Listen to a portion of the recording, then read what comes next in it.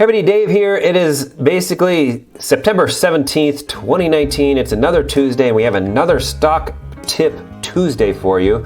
Today is about account size, and does size matter? Yes, it does, at least in my opinion. So this little segment here, this is episode 4. This little segment, basically I try to get these stock tips out as quick as I can within 3 minutes or less. So let's get started before I cut in too much of my time.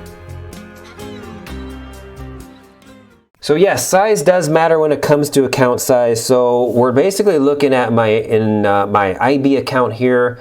It's got $100,000 in there. At one point, this account had about $275,000 in it at one point.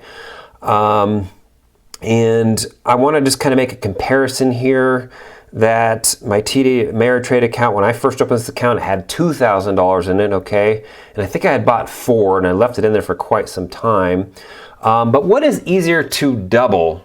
Can you double a small account faster, or can you double a large account faster? All right, if you have a $200,000 account and you have a $2,000 account, which is easier to double? And you're probably thinking, well, obviously the $200,000 account's easy to double. They are exactly the same to double. However, there's a caveat there.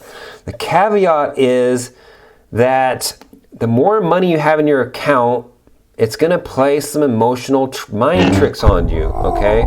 So when you have $200,000 in your account, you're going to be getting into stocks and you're going to be going in with more shares than you would with a $2,000 account, right? That's going to play mind tricks on you when you end up going, if it goes against you, you're down, 2 or 3 or 4% like that. That could be, a couple $1,000, could be $5,000, depending on how much money you have in that particular stock. Versus, going into just a small amount of shares in that $2,000 account, it's going to play mind games with your head. Trust me, because I've been there. And exactly the same thing works in the opposite as well. When you're up, if you're up 10% in a $2,000 account, that is only $200, right? If you're up 10% in a $200,000 account, that's $20,000. Do you think you're going to let it ride up to $20,000? No, but you're more likely to let that $2,000 account ride up to that 10%, which is only $200, okay? So yes, it does make a difference. I've had a small account. I've doubled that account a couple of times with no problem, but I've never doubled a $200,000 account or a $100,000 account. So, and this is mostly for day traders and swing traders and people in some, 3-month, 6-month stocks. I'm not talking about dividend payers here, okay? Because you could just let that sit there and not even think about it, right?